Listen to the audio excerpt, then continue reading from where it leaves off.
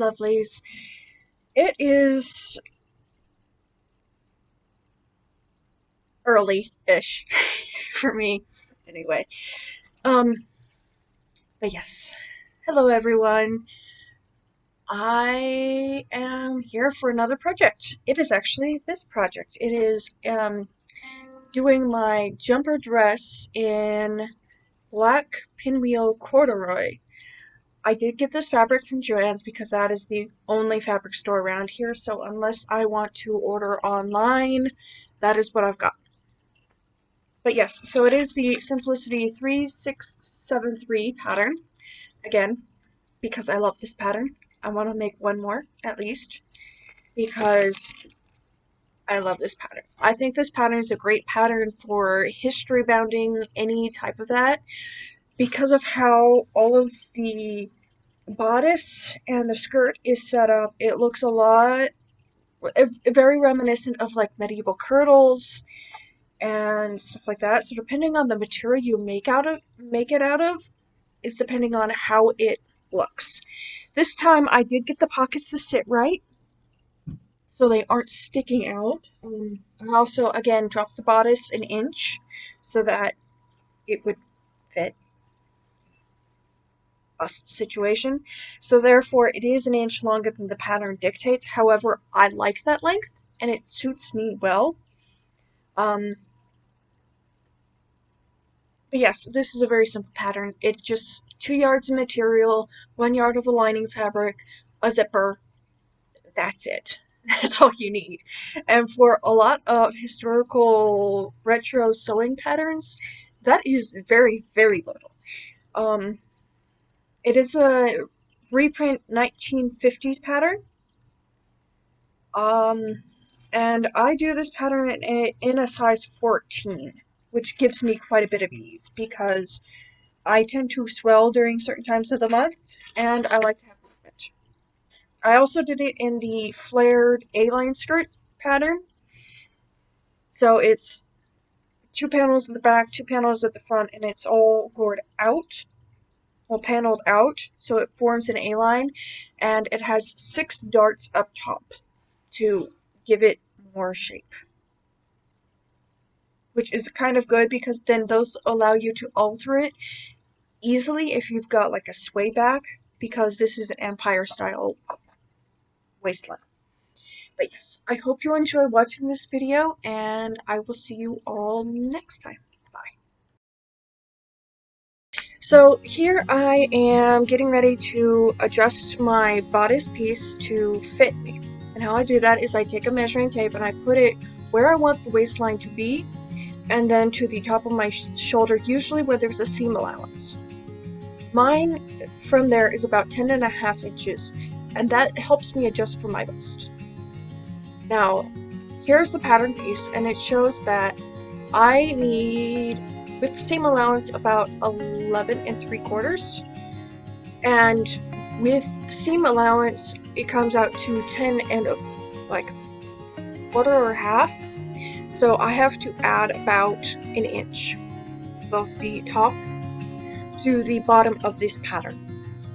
So that's what I do. I literally cut out the top and the sides, and then I drop it down 1 inch, and then cut out the rest of the piece. With the side markings, I do my best to put them in the same spot on both pieces, and as long as those pieces match up, we're all good. I have done this pattern before, twice. I did it once in a wool blend fabric, and I did it once in another cotton blend corduroy. The other corduroy I did was a little bit thicker. It was like a medium wale. This is a fine wale. It looks lovely. It washes well. However, you do need to hang it up to dry. Only downside to it. But most of the corduroys I've seen do that.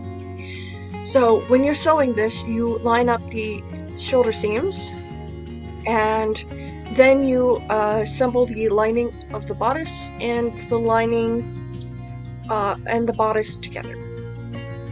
So it's a rather easy pattern to adjust.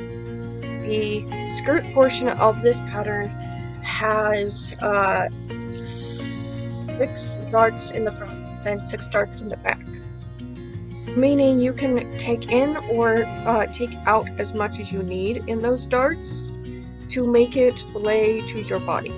And this allows to give you a great shape.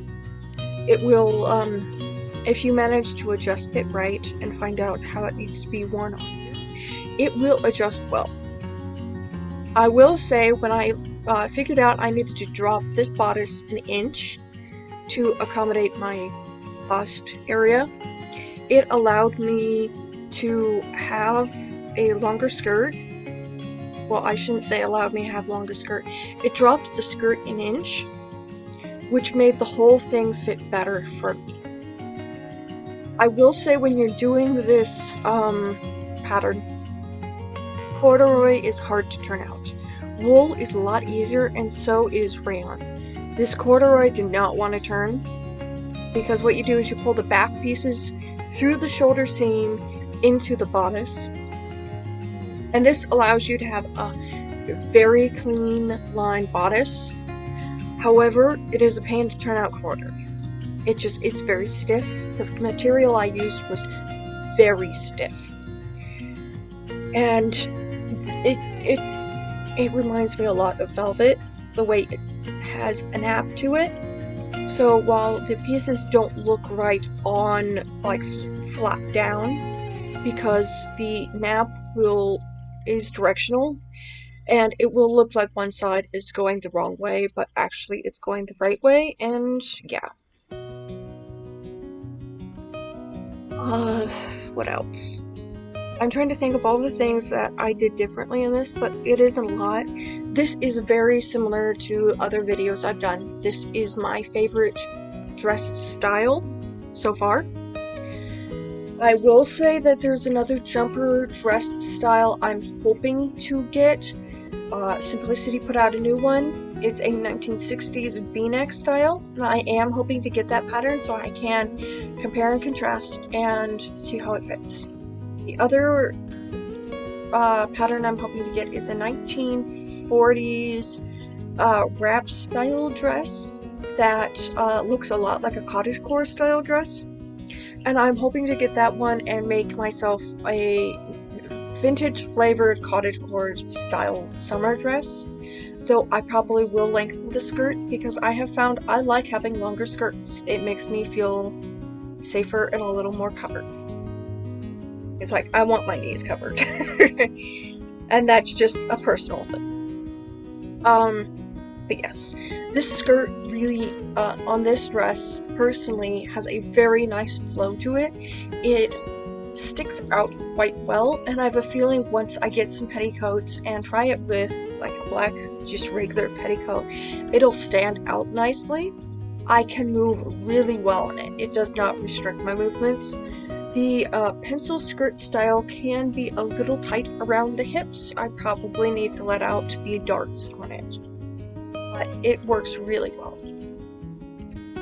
Overall, if you do find this pattern, I do recommend getting it. It is a little bit harder to find now because it's like a 10-year-old pattern. Simplicity no longer uses this pattern as a new pattern, and that bums me out. Once you've turned out your pattern piece, then I recommend steaming the really big crud out of it. Sorry, trying to keep my language.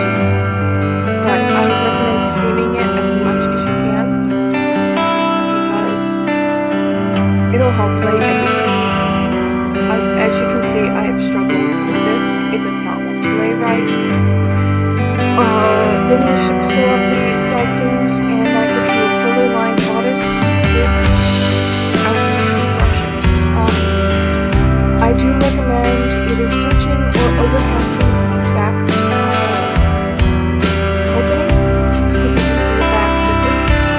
I do recommend on any of these that you somehow encase that edge, because that edge will not be frayed, and that will use to really get the zipper.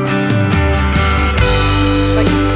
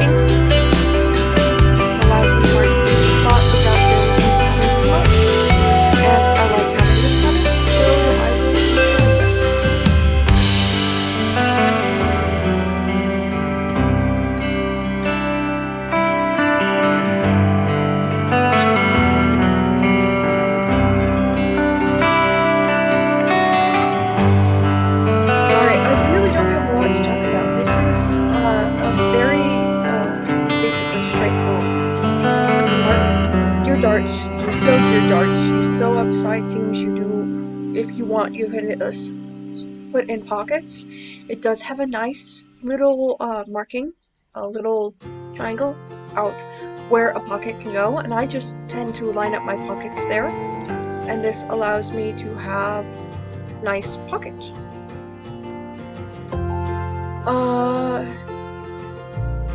If you adjust the bodice down any length, I had it an inch, I do recommend that you remember to go up in the zipper for where the marking will be for the end piece, so you will sew up more of your back skirt seam. I forgot to do that on my wool piece, and I ended up with a little gape that I had to hand sew. It was not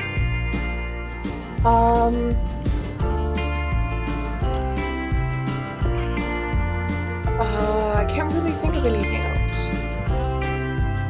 This is rather a simple piece to do.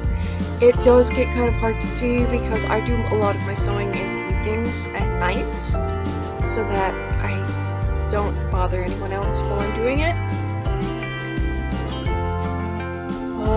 I learned that if you do the pocket in the same material as you did your jumper out of, it'll not flip the pocket out as much as it does on my wool dress. Wool dress, I did it the pocket material in a lining fabric, and I still need to lay that down. I need to tack that down into the actual dress on the exterior so that it does not keep flipping out. That's just made because I used this slippery lining material. Using the corduroy, it stays where you want it to stay. It just stays. It's good. It's good. Anyway, yes, once you've got the pocket pieces assembled, then you can, or I should say inserted, then you can use those pockets to help you line up the other pieces. Here I'm just finagling it so I can get a nice tight corner so that when I flip it out, it will lay still for me. And then you sew the bodice to the skirt, and then you have a dress. Well, once you insert the zipper and do the hem. Because hemming is a thing. But yes, when I do my hems, as you can see, here is the dress itself. How I do my hems is I sew in 1/4 inch, which is like a 1/4 inch seam. I then will press that in. I will zigzag on top of that, and then I will go through and mark 2 inches up, so I'll have an 1-inch hem. The next skirt I do will be a red cotton flannel plaid skirt, and I think I will be trying to do a bias tape method for that skirt so that I can drop an 1-inch and have a little more coverage, but I will also be doing a different method, hemming, and fingers crossed it works.